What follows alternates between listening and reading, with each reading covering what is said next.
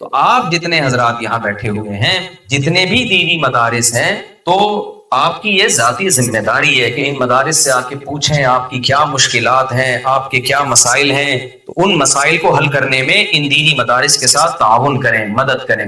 میں سمجھا پا رہا ہوں اپنی بات؟ دوسرا کام کیا ہے؟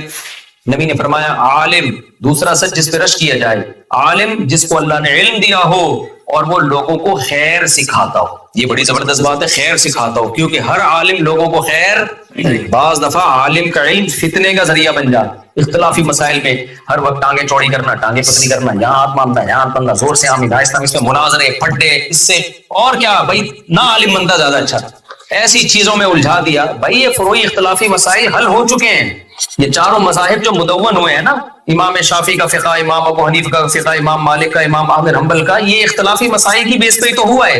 امت نے کہا بھائی سب کے پاس دلیل ہے تو سب ٹھیک ہے، کسی ایک کو فالو کر لو، دوسرے کو برا بلا مت کہو۔ یہ صحیح طریقہ ہے۔ غلط طریقہ کیا ہے؟ آپ ایک حدیث لے کے بس سب کو وہی کہو، یہی ہے۔ میں اس کی ایک مثال دیتا ہوں۔ نبی صلی اللہ علیہ وسلم نے بنو قریظہ کی طرف لشکر بھیجا، آپ نے فرمایا بھائی عصر کی نماز بنو قریظہ پہنچنے سے پہلے کوئی بھی نہیں پڑھے۔ بھی حدیث آئی صحابہ کے پاس، راستے میں عصر قضا ہونے لگی، اب صحابہ پریشان ہو گئے۔ بعض نے کہا بھائی ہمیں تو بنو قریظہ پہنچ کے ہی عصر پڑھنی ہے کیونکہ نبی کا حکم ہے۔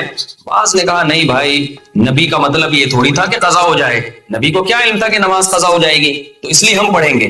دونوں میں سے کسی ایک کا مقصد بھی نبی کی مخالفت بولو نہیں۔ ایک نے قرآن کی آیت کو فوکس کیا، بھائی نماز مومنین پر مقررہ اوقات میں فرق ہے، عصر کی نماز کی حفاظت کرو، اور نبی کی حدیث میں تعویل کر دی انہوں نے۔ دوسرے نے حدیث کو فالو کیا، قرآن کی آیت میں تعویل کر دی۔ دونوں کا مقصد اللہ رسول کی اطاعت، ایک نے پڑھ لی اور ایک نے چھوڑ دی۔ اس کے بعد واپس آئے، اسی طرح بھائی بھائی تھے، وہ کوئی فرقے نہیں بنے، کوئی یہ نہیں کہا یہ دائر اسلام سے خارج اور یہ دائر اسلام میں داخل۔ نبی نے بھی کسی کو ملامت نہیں۔ اسلام نے کیا کہا ہے بھائی؟ بدگمانی مت کرو، مثبت سوچو، یہ کہا ہے نا۔ صحابی نے عرض کیا تھا یا رسول اللہ، ایک صحابی نے دیکھا نا آپ کی کیا نیکی ہے کہ نبی نے آپ کو دنیا میں جنت کی بشارت دی۔ انہوں نے کہا کچھ بھی نہیں، رات کو سب سے دل صاف کر کے سوتا ہوں، رات کو سوتا ہوں تو کیا کرتا ہوں، دل صاف، کہ بھائی جس نے الٹی بات کی اس کو سیدھا کر لیتا ہوں۔ یہی ہوتا ہے نا کہ وہ یہ جو کہنا تھا یہ غلط مطلب نہیں ہے، اس کا صحیح مطلب بھی لیا جا سکتا ہے۔ وہ فلاں جو مجھ پہ غصہ ہوا تو اصل میں حسد کی وجہ سے نہیں، اس کے دل میں میری اصلاح کا جذبہ بہت زیادہ ہے، اس لیے وہ ایکسائٹیڈ ہو گیا۔ سمجھ رہے ہیں کہ نہیں سمجھ رہے ہیں؟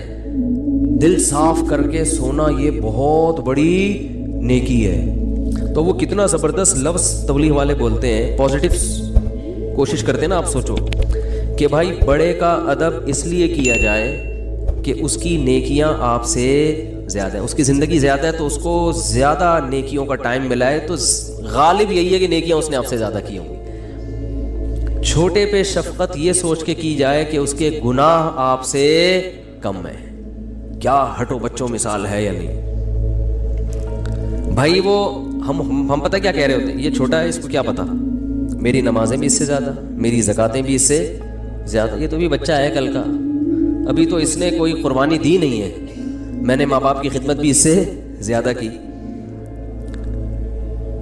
اور بڑے کے بارے میں سوچتے ہیں کہ جو بدماشیاں میں کر رہا ہوں وہ اس نے مجھ سے زیادہ ہی کی ہوں گی، ٹھیک ہے نا، جو برائیاں مجھ میں ہیں، اس کی عمر 10 سال بڑی ہے تو 10 سال اس کے گناہ مجھ سے زیادہ ہیں۔ تو عقل کے لحاظ سے تو بات ٹھیک ہے، لیکن جب یہ ٹھیک ہے تو وہ بھی تو ٹھیک ہے نا کہ نیکیاں زیادہ کی ہوں گی اس نے۔ تو اسلام کہتا ہے کہ دوسروں کے معاملات میں آپ نے کیا سوچنا ہے، پازیٹیو، اس کی نیکیوں کی طرف توجہ اور اپنی خامیوں کی طرف توجہ، کہ میری برائیاں اس کی برائیوں سے زیادہ ہیں اور اس کی نیکیاں میری نیکیوں سے زیادہ ہیں۔ اس کا پتہ ہے فائدہ کیا ہوتا ہے؟ انسان ٹینشن لیس ہو جاتا ہے، ورنہ چڑھتا رہتا ہے بلا وجہ نا۔ آدھے مسئلے تو اسی وجہ سے پیدا ہو رہے ہیں، لوگوں سے نفرت کی وجہ سے، یہ اتنا برا، یہ اتنا برا، یہ ایسا کیوں، یہ ویسا کیوں، اسی سے ٹینشن میں آ رہا ہوتا ہے۔ تو اپنے آپ کو اتنا نیک سمجھنے کی ضرورت ہے ہی نہیں۔ کہتے ہیں کہ عزت ایسی چیز ہے جس کے حصول کی کوشش جس نے کی ہے نا اس کو نہیں ملی کبھی بھی، جس نے کوشش نہیں کی اس کو بہت مل جاتی ہے۔ تو ایک طریقہ تو یہ بتایا گیا کہ سوچو کیا، پازیٹیو۔ دوسرا طریقہ بتایا کہ اپنے سے کمتر کو دیکھو، کہ جو آپ کو پیسے نہیں ہیں آپ کے پاس تو ان لوگوں کو دیکھو جن کے پاس اتنے بھی نہیں ہیں۔ ایک صاحب کا فون آیا 5 سال سے بے روزگار ہوں, گھر میں بھی صلواتیں ہیں, باہر بھی صلواتیں ہیں, ٹینشن میں. میں نے کہا بھائی جان گھر تو ہے نا, چلو صلواتیں سننے کو مل رہی ہیں, لیکن گھر والوں نے نکالا تو نہیں نا, چھت تو ہے نا. یہ جو فٹ پاتھوں پہ پڑے ہوئے ہیں نا, ان کے پاس رات گزارنے کے لیے چھت میسر نہیں. میں نے کہا گھر میں ناشتہ بھی مل رہا ہے, دوپہر کھانا بھی مل رہا ہے, صلواتیں سنانے کے بعد مل رہا ہے, لیکن مل رہا ہے نا. ٹھیک ہے, اور صلواتیں باپ دادا کی طرف سے مل رہی ہیں نا, کوئی یہ تھوڑی کہ پڑوسی سنا رہے ہیں, وہ تو اپنے لوگ ہیں. تو اس لیے میں لوگوں سے 2 باتیں لازمی کہتا ہوں کہ ہسپتالوں میں بیماروں کو جا کے دیکھا کرو, جو خطرناک بیمار پڑے ہوئے ہیں نا, کوئی فالج میں نظر آئے گا, کوئی ڈائلسس پہ ہوگا, کوئی کیا عجیب عجیب آپ کو بیمار نظر آئیں گے. دوسرا, عیدی سینٹر کے مردہ خانے چکر لگا لو آج اس لیے کہہ رہا ہوں کہ پھر اگلے ہفتے تک بھول جاؤ گے. یہاں سے جب بیان کے لیے جاؤ نا, بیان سے فارغ ہو کے تو عیدی سینٹر کے مردہ خانے کو ذرا ٹچ کرتے ہوئے.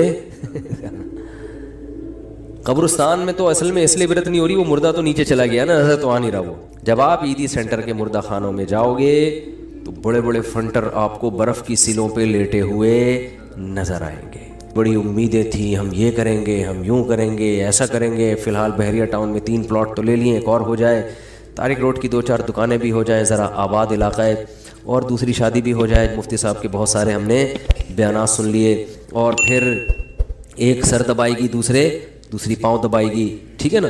ایک صاحب مجھے کہنے لگے میں دوسری شادی کا سوچ رہا ہوں کیونکہ میرے گھر میں بیگم جو ہے نا وہ کام کاج کرتی ہے, میری خدمت, تو کپڑے وپڑے استری نہیں ہوتے, تو ایک اور آ جائے گی تو اس کا کام کیا ہو جائے گا, ہلکا ہو جائے گا, وہ استری کر دے گی یہ گھر کے. میں نے کہا میرا خیال ہے کوئی مریخ سے آیا ہوا آدمی ہے بھائی تو, کیونکہ زمین میں لوگ اس طرح کی باتیں, نارمل آدمی اس طرح کی باتیں نہیں کرتا. مریخ سے آیا ہوا ہوگا کہیں سے, اس کو پتہ ہی نہیں زمین میں. میں نے کہا تو کر کے تو دیکھ. کہہ رہے ایک روٹی پکائے گی, دوسری سالن پکائے گی. میں نے کہا ایک روٹی سے, جس بیلن سے روٹی پکاتی ہے نا, ایک اس بیلن سے تیرا سر دھونے گی, اور دوسری جس چمچے سے کھانا پکاتی ہے اس چمچے سے وہ چمچہ تیرے سر پہ چلائے گی.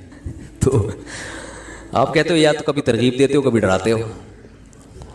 تو میں ترغیب دیتا ہوں مگر اس نیت سے نہیں کہ ایک پاؤں دبائے گی تو ایک کھانا پکائے, یہ نہیں ہوگا. ہو سکتا ہے دونوں کو ہوٹل سے کھلانا پڑے لا کے, کہ تم چپ کر کے بیٹھ جاؤ, لڑو نہیں, خدا کا واسطہ کھانا میں پکاؤں گا. تو یہ سب چیزیں یہ سوچ کے کرنے کا کہتا ہوں میں.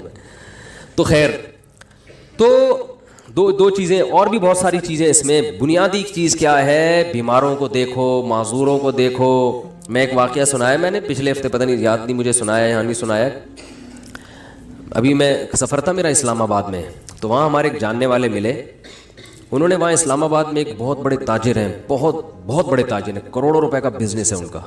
ان کا واقعہ سنایا کہ جوانی میں اس آدمی کی آنکھوں کی بینائی چلی گئی.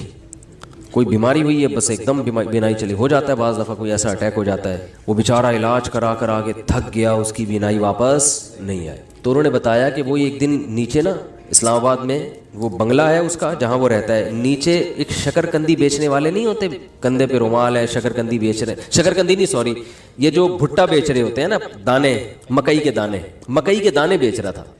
کہہ رہے ہیں اس نے اپنے دوست سے کہا اس مکئی کے جو دانے بیچ رہا ہے نا, آواز آئی نا اس کی, تو اس کو جا کے بولو کہ یہ جب ان اسلام آباد کے بنگلوں میں گھومتا ہوگا احساس کمتری کا شکار ہوتا ہوگا کہ یار میری ایک ریڑھی, مکئی کے دانے, اور میں کیا کتنی ایک اس پہ 5 روپے بچا لیتا ہوگا زیادہ سے زیادہ ہے بھائی. تو میں غریب آدمی ہوں اور یہ کتنے بڑے بڑے لوگ ہیں جن کے بڑے خوبصورت بنگلے, اور میں ایسا غریب.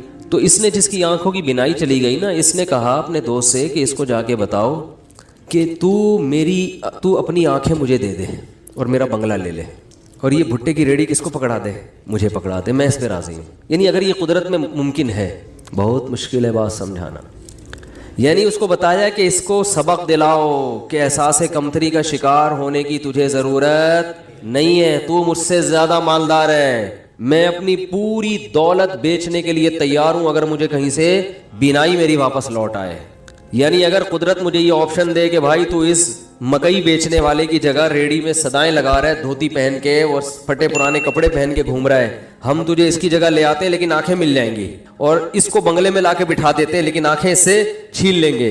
تو سیٹھ نے کہا کہ اس کو بولو کہ میں اس پہ راضی ہوں لیکن تو اس پہ راضی نہیں ہوگا, تو اس لیے اللہ نے تجھے مجھ سے زیادہ نعمتیں دی ہیں.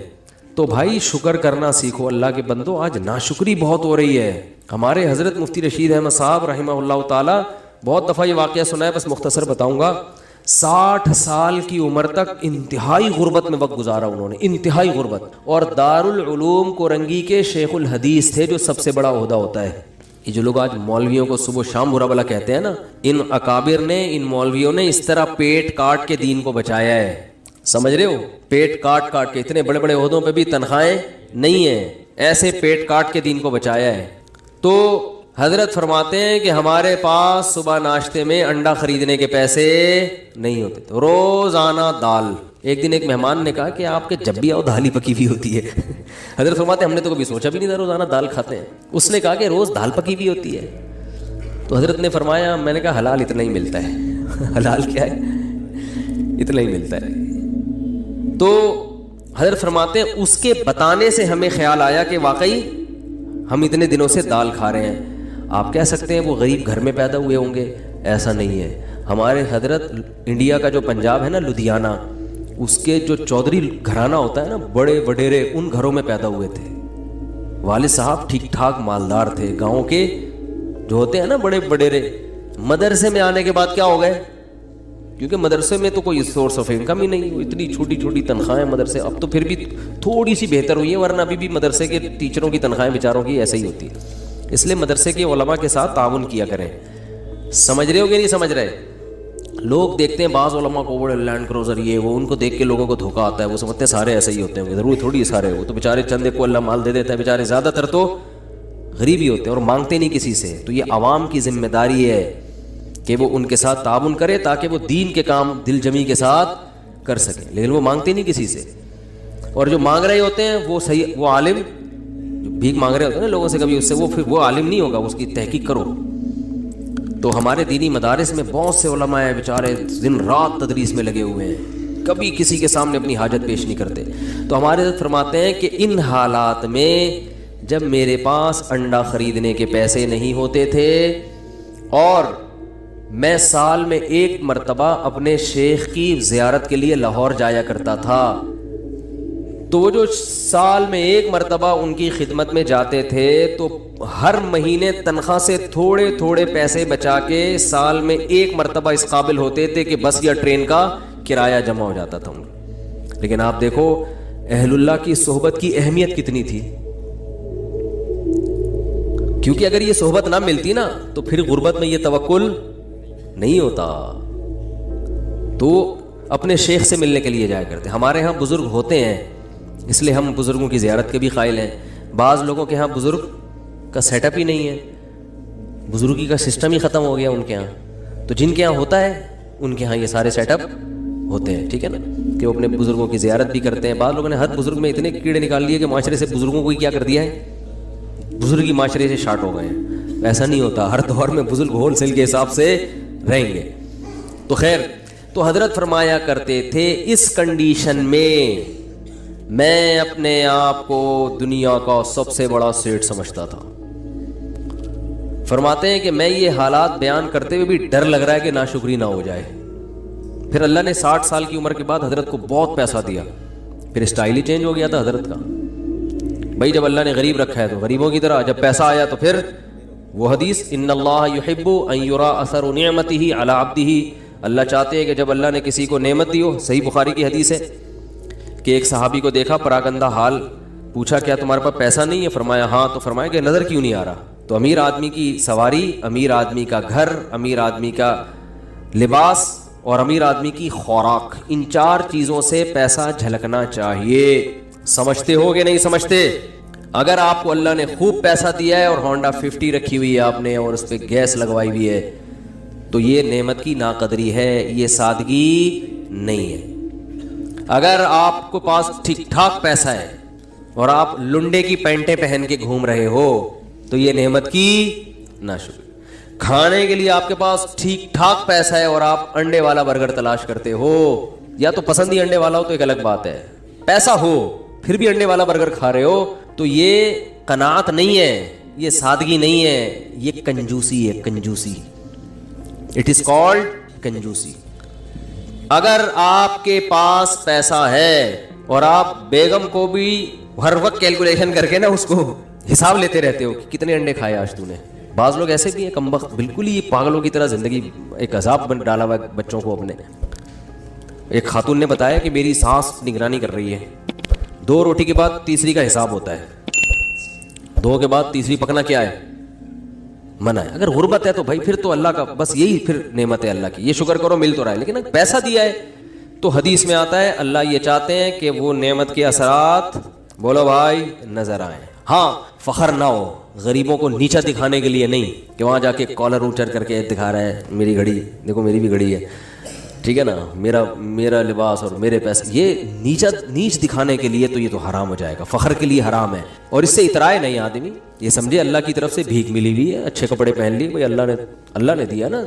کسی کو بھکاری کو آپ 3 پیس سوٹ ٹائی پہنا دیں اور اچھا انڈے والے کسی ہٹا کے زنگر برگر کھلا دے، اس کو پیزا کھلا دے تو وہ کھائے گا شکر کر کے، تواضع پیدا ہوگی، فخر نہیں کرے گا. تو یہ اللہ نے بھیک میں دیا ہوا ہے ہمیں، کسی کو لینڈ کروزر دے دی تو وہ فخر نہ کرے، بولے بھائی اللہ نے مجھے دی ہے، میری اپنی تھوڑی ہے، اس کو رکشا دے دیا، مجھے کیا دے دی؟ لینڈ کروزر دے دی، تو نہ یہ میری ہے نہ یہ اس کا ہے، تو فخر کس بات کا؟ تو بس نعمت کو انجوائے تو کرو، غریبوں کو کمتر نہ سمجھے. کیوں نہ سمجھے؟ ہو سکتا ہے بھائی آخرت میں یہ لینڈ کروزر میں ہو اور آپ کو رکشا بھی میسر نہ ہو، الٹا معاملہ نہ ہو رہا ہو، تو مرتے ہی سب ختم. تو آخرت ہے اصل. تو ہمارے حضرت کیا کرتے تھے غربت میں، انتہائی غربت میں حضرت فرماتے ہیں میں یہ نہیں سمجھتا تھا کہ مجھے صبر کا ثواب حاصل کرنا ہے، نہ فرمایا تو بڑا خطرناک ہو جائے گا. جب کوئی ٹینشن میں ہوتا ہے تو ہم کہتے ہیں صبر کرو ثواب ملے گا، ایسا ہی ہوتا ہے نا.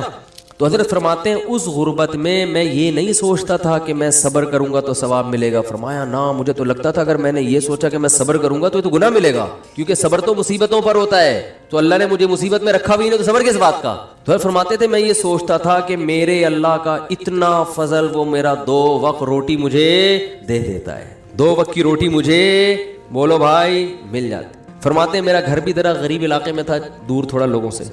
تو فرماتے میں سوچتا تھا بادشاہ ہمیشہ پبلک سے ذرا ہٹ کے رہتے ہیں سٹائل ہے ہمارا، پبلک میں نہیں رہیں گے، تھوڑا سا ہٹ کے، مزاج شاہانہ ہے نا. لیکن اس حالت میں بھی ایسا شاہانہ مزاج، ایسے رہتے تھے لوگ آ کے قرضہ مانگا کرتے تھے حضرت سے، وہ سمجھتے تھے بہت بڑا اسٹیٹ ہے کوئی. اور حضرت کو گرینری کا شوق تھا، پودے لگانے کا شوق تھا. تو پودے لگانے کے بعد نا پانی دینے کے لیے وہ نہیں، خریدنے کے پیسے نہیں تھے، وہ نہیں پودوں کو پانی دیتے، وہ کیا ہوتا ہے فوارہ ہوتا ہے نا، کہتے ہیں ہم نے پھر جگاڑ کر کے کیلیں ٹھوک کے ایک اپنا گھر میں فوارہ بنایا ہوا تھا ٹھیک ہے نا. تو پھر جب اللہ نے پیسہ دیا تو پھر ہٹو بچوں. پھر یہ نہیں کہ دیکھو کنجوس، دیر آر 2 ٹائپس آف کنجوس، یہ دیر آر 2 ٹائپ بہت جگہوں پہ میرے بیان میں آج کل آ رہا ہے، اس سے یاد رہ جاتا ہے. انگلش میں کنجوس کو کیا کہتے ہیں؟ مائزر. اردو میں کیا کہتے ہیں؟ کنجوس. اور کوئی لفظ نہیں ہے. عربی چونکہ بلیغ زبان ہے نا، تو عربی میں دیر آر 2 ٹائپس آف کنجوسز. کنجوس لوگوں کی کتنی ٹائپس ہیں؟ 2. ایک کو بخیل کہا جاتا ہے اور ایک کو شحیح. شین حلوے والی ہے، پھر حلوے والی ہے، یہ آسانی سے سمجھ میں آتی ہے، حلوے والی ہے آسانی سے سمجھ میں آ جاتی ہے نا، ہاں بولتا تو سمجھ میں نہیں آ رہا ہوتا. اس کو کہتے ہیں شحیح. بخیل کہتے ہیں اپنی دولت پہ سانپ بن کے بیٹھ گیا، لوگوں پہ بالکل بھی خرچ نہیں کرتا، بخودی میں لگا رہتا ہے. کنجوس شحیح یعنی شح کہتے ہیں کم بخت، اپنے اوپر بھی خرچ نہ کر رہا ہوں ہے بھائی. ایک تو ہوتا ہے نا پبلک کے لیے سخی نہیں ہے، سارا بچا کے خود ہی کھاتا رہتا ہے. جیسے وہ ایک کنجوس باپ تھا. یہ قصے جو پہلے سے بیان سن رہے ہیں انہوں نے بہت دفعہ سن لیے ہوں گے، نئے لوگ آتے ہیں تو سنانے میں کوئی حرج نہیں ہے. عرب میں نا باپ دادا کی شاعری پہ فخر کا رواج بہت زیادہ تھا. باپ دادا کی شاعری پہ فخر کہ میرے ابا ایسے، وہ کہتے ہیں میرے ابا ایسے. تو ایک شاعر نے اپنے باپ کی سخاوت شاعری میں بیان کی اور مقابلہ جیت گیا کہ میرے ابا ایسے سخی، کبھی دسترخوان نہیں لپیٹا گیا ان کا، اور دیگ ہمیشہ چولہوں پہ جلتی رہتی تھی، اور لوگوں کا تانتا ایسی شاعری کی ہے کہ مقابلہ جیت گیا. بھائی ایک دن ایک بندہ اس کے گھر میں ملنے کے لیے آیا تو دیکھا کہ اس کا جو ابا ہے نا، جس کی سخاوت بیان کر کے یہ مقابلہ جیتا تھا، اس ابا کو دیکھا کہ بکری کے تھن سے منہ لگا کے دودھ پی رہا ہے.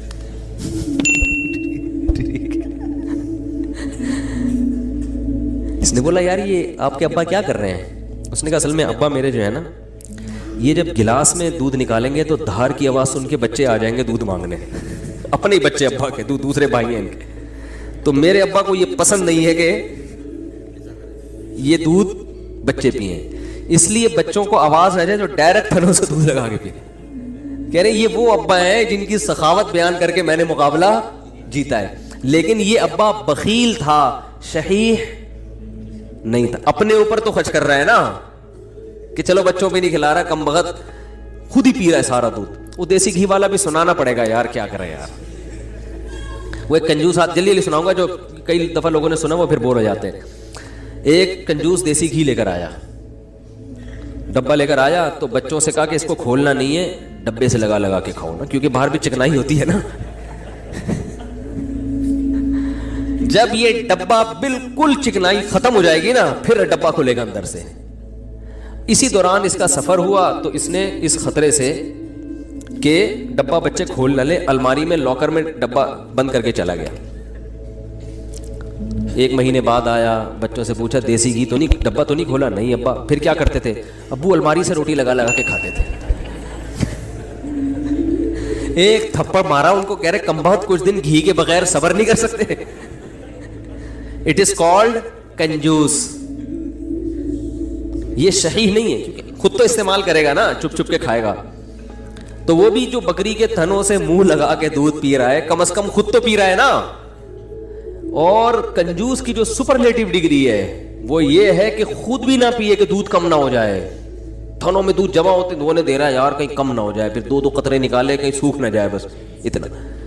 تو یہ آج معاشرے میں, پہلے تو ہم ان چیزوں کو لطیفہ اور مذاق سمجھتے تھے, لیکن جب آدمی چلتا پھرتا ہے نا, دیکھو ہم نے تو 8-10 سال علماء کے ساتھ گزارے, پبلک سے ہمارا ریلیشن ہی ختم ہو گیا تھا. جب مدرسوں میں گئے نا وہ سارے دوستیاں یاریاں چھوڑ گئی, بالکل ایک علماء صلحاء کے ساتھ بیٹھنا, ان کی سخاوتیں ہم نے اتنی دیکھی ہم حیران ہوتے تھے. جب پبلک میں دوبارہ جانا ہوا نا تو پھر ایک عجیب ماحول نظر آیا کہ یار یہ کیا ہو رہا ہے. تو ہم نے ایسے لوگ بھی دیکھے دوسروں پہ خرچ نہیں کرتے, اور ایسے بھی دیکھے جو اپنی جان پہ بھی خرچ کرنے کے لیے تیار نہیں ہے.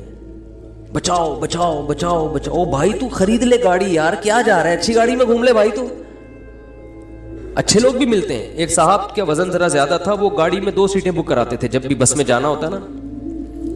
تو مجھے کہنے لگے یار میں تھوڑا سا بھاری ہوں تو مجھے چپک کے بیٹھنا پڑتا ہے, تو پچھلی آدھی سیٹ میں لے لیتا ہوں. ڈرائیور سے بولتا ہوں اس پہ 2-3 بندوں سے زیادہ نہیں بیٹھیں گے, میں ڈبل ٹکٹ دیا ہے. مجھے اچھا لگا. انہوں نے کہا یار سہولت کے لیے انسان پیسے کماتا ہے تو سفر تو تمیز سے گزر جائے نا. تو پیسے خرچ کرنا سیکھو اللہ کے بندو. جو کام پیسوں سے ہو سکتا ہے وہ خود نہیں کرو, ٹھیک ہے نا. جو اللہ نے اگر دیا ہے پیسہ, خود کچھ اور کر لو, پھر ٹائم بچاؤ اپنا.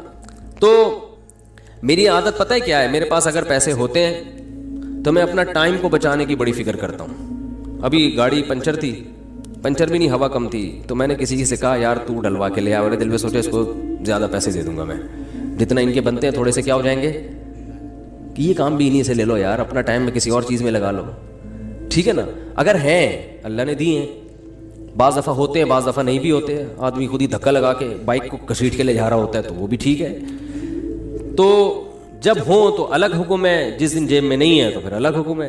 تو کیا بات چل رہی تھی, ہاں تو ہمارے حضرت کے پاس جب پیسہ آیا تو پھر حضرت شو روم میں گئے, فرمایا گاڑی چاہیے. انہوں نے کہا کون سی گاڑی؟ فرمایا گاڑی دکھاؤ, گاڑی جس کو کیا کہہ سکتے ہو, لوگ بولیں کہ یہ کیا ہے, لوگوں میں فخر کے لیے نہیں, اپنے سکون کے لیے. تو پھر حضرت نے کویت کے شہزادے سے گاڑی خریدی تھی معذرت کے ساتھ. کس سے گاڑی خریدی؟ اپنا گھر نہیں بنایا, اس لیے کہ فرمایا کہ میری عمر اب 65 سال ہو گئی, اپنا ذاتی گھر کا کیا کرنا ہے میں نے. بچے اسٹیبل ہیں, ان کے لیے بھی کوئی پراپرٹی بنانے کی ضرورت نہیں, سب اچھا ان کی جاب بھی ہو گئی تھی بچوں کی, مدینہ یونیورسٹی چلے گئے تھے, تو ضرورت ہی نہیں ہے. انہوں نے کہا کوئی ضرورت ہی نہیں ہے گھر بار بنانے کی, تو گاڑی خریدو اچھی, گاڑی کی استعمال میں آ رہی ہے. لیکن ہمارے یہاں 65 سال میں پیسہ آئے تو سب سے پہلے ٹینشن کیا ہوگی, یار آج تک ذاتی گھر نصیب نہیں ہوا, کیا ہونا چاہیے اب؟ ابے اب تو پیسہ آیا, 10-15 سال رہ گئے, کھا لو یار بیٹھ کے, اچھا کھا لو. ساری ٹینشن لے کے بحریہ ٹاؤن میں مکان کی فکر میں لگا دے گا وہ. یعنی پیسہ آنے کے بعد ٹینشن ختم ہونے کے بجائے بڑھ جاتی ہے ٹینشن. تو پھر آخر میں جب بہت اللہ نے پیسہ دے دیا تو پھر حضرت نے اپنی اہلیہ کے لیے ایک فلیٹ خرید لیا تھا کہ میرے انتقال کے بعد ان کے لیے پاس کوئی کیا ہو ٹھکانہ. خود نہیں شفٹ ہوئے اس میں کہ میں جب انتقال ہو جائے گا تو یہ یہاں رہ لیں گی. تو اللہ نے اتنا دے دیا, انہوں نے کہا چلو ایک فلیٹ ان کے لیے لے لیتے ہیں, دنیا سے جانے کے بعد ان کے پاس کیا ہوگا, ایک ٹھکانہ ہو جائے گا. تو آسان زندگیاں ان لوگوں نے گزاری. تبھی جب بھی ان کے پاس جاؤ, جب غربت میں تو بھی خوش, پیسہ آیا تو بھی خوش, ایک جگہ بہت پیسہ ڈوب گیا تو کاروبار میں لگایا تو بھی خوش. اتنی سی کہتے ہیں نا پیشانی پہ کوئی لکیر آ جائے نا کہ اتنا. اور اس دور میں جن لوگوں نے اس کاروبار میں پیسہ لگایا تھا ان میں بہت سے ہارٹ اٹیک سے مر گئے تھے. ضیاء الحق کے دور میں الائنس کا ایک بزنس آیا تھا, کمپنی تھی, جو بڑے بوڑھے لوگ ہیں ان سے پوچھیں آپ. اسلامی مزاربت کے نام سے شروع کیا انہوں نے اور لوگوں کے لاکھوں کروڑوں روپے ڈوب گئے تھے. بہت سے لوگ ہارٹ اٹیک سے مر گئے. حضرت نے ان کا نام شہدائے الائنس رکھ دیا. فرمایا یہ اچھی شہادت نہیں ہے. اللہ پوچھے گا کیوں جان دی؟ اے اللہ اس پیسے کے پیچھے ٹینشن بہت. تو اللہ کہے گا کم بخت مسافر خانہ تھا, 2 روٹی صبح تجھے ملتی تھی 2 روٹی. اور ان کو تو مالداروں کو تو جن کے پیسے اتنے ڈوب رہے ہیں تو اور زیادہ لگژری لائف اسٹائل ہوتا ہے. تو زیادہ سے زیادہ گھر بک جائے گا تو کرائے پہ رہ لے. اڑے W11 میں سیٹ نہ ملے تو لٹک کے سفر کر لو یار, کیا جا رہا ہے؟ سفر ہی ہے نا, آگے اسٹیشن پہ آگے اڈے پہ اتر جانا ہے. اب آپ کو چونکہ سیٹ نہیں ملی, اب آپ گئے ڈرائیور کے پاس, بولے ابے مجھے بس کے نیچے دے کے مار دے یا گولی سے ماروں گا. مسافر خانہ ہے میرے بھائی, بیٹھنے کی جگہ مل جائے بہت اچھا, نہیں تو لٹک کے. دیکھو سفر سمجھتے ہیں نا, تو انگوٹھا ٹکانے کی جگہ مل جائے نا, اس پہ بھی لوگ سفر کر لیتے ہیں. کنڈکٹر سے بولے تھے تو بس ہٹ جا تھوڑا سا, اتنا سا پاؤں ٹکانے کی جگہ مل جائے بھائی, اگلے اڈے پہ اترنا ہے. ہمارے ساتھ تو ایسا, ہم تو جب آج کل تو میں تھوڑا مشہور ہو گیا ہوں تو کہیں جا نہیں سکتا ایسے, ورنہ W11 کا جو مزہ ہے وہ اب اللہ جنت میں لے جائے تو W11 میں سفر ضرور کریں گے وہاں پہ. اب تھوڑا مشہور ہو گئے تو وہ سب پہچان جاتے ہیں, پھر ایک بڑا مسئلہ ہو جاتا ہے. تو ورنہ ہم نے تو بہت دفعہ ایسے سفر کیا ہے. جا رہے ہیں تو چلو جی سیٹ پہ جگہ مل گئی ٹھیک ہے, نہیں تو پائیدان پہ لٹک کے, نہیں تو پیچھے کھڑے ہو جاؤ, بس چھت پہ بیٹھ جاؤ, انجوائے کرو. کیسا مزہ آ رہا تھا, چھت پہ بیٹھے ہوئے جا رہے ہیں. تو کہاں سے کہاں بات چلی گئی. تو جو میں یہ پورا واقعہ اس پہ سنا رہا تھا, ہمارے حضرت کیوں اپنے آپ کو اتنا مالدار سمجھتے تھے, کیوں سمجھتے تھے؟ اس لیے کہ حضرت فرماتے تھے جو بیسک بنیادی ضرورتیں اللہ نے پوری کر دیں, اور بہت سو کے پاس تو یہ بھی نہیں ہے. گھر تو ہے نا سر چھپانے کو, چاہے کرائے پر ہو, ہے تو نا. بہت سے تو روڈ پہ سو رہے ہیں. کیا حالات ہیں لوگوں کے گھروں میں, جا کے دیکھو پتہ چلتا ہے کیسی خطرناک بیماریاں لگی ہوئی ہیں. تو اسلام نے ہمیں, جو میں آیت پڑھ رہا تھا اس میں یہ بتایا کہ تم اس خوش فہمی میں مت رہو کہ جس حالت میں آج ہو ہمیشہ اسی حالت میں رہو گے. اللہ نے تم سے ایسا کوئی ایگریمنٹ نہیں کیا ہے. تو اب کرنا کیا ہے؟ عمل کو فوکس کرنا ہے, عمل. تو اللہ تعالیٰ نے قرآن میں کیا فرمایا کہ کسی کتاب میں نہیں لکھا. ہاں تو اب مسئلہ یہ ہے کہ جس خوشی میں انسان ہوتا ہے اس میں اللہ کو بھول جاتا ہے وہ. تو اسی خوشی میں اللہ کو یاد رکھنا ہے. اس کا فائدہ یہ ہوگا کہ جب کوئی ٹینشن کا معاملہ آئے گا تو پھر اللہ آپ کو یاد رکھے گا. کیسے یاد رکھے گا؟ یا تو وہ ٹینشن دور کر دے گا, یا اس ٹینشن میں اللہ آپ کو صبر کی توفیق دے گا, حوصلہ دے دے گا اللہ آپ کو. خودکشی کے خیالات نہیں آئیں گے آپ کے دل میں. پیغمبروں کی سیرت اٹھا کے دیکھیں, کیسے کیسے غموں میں زندگی گزری, مگر ان غموں میں بھی انہوں نے ڈپریشن کی گولیاں بولو نہیں کھائی ہیں. ہمیشہ ان کی زبان سے اچھے الفاظ نکل رہے ہیں. اعلم من اللہ ما لا تعلمون, میں اللہ کے بارے میں وہ کچھ جانتا ہوں جو تم نہیں جانتے. یعقوب علیہ السلام کہہ رہے ہیں. ایوب علیہ السلام نے بیماری میں ایسا صبر کر کے دکھایا. اللہ فرماتے ہیں نعم العبد, کیا خوب بندہ تھا, کیا کتنے خوش قسمت کہ اللہ آخری کتاب میں آیتیں نازل کر رہا ہے کہ ایوب کیا خوب بندہ تھا, کیا خوب بندہ تھا.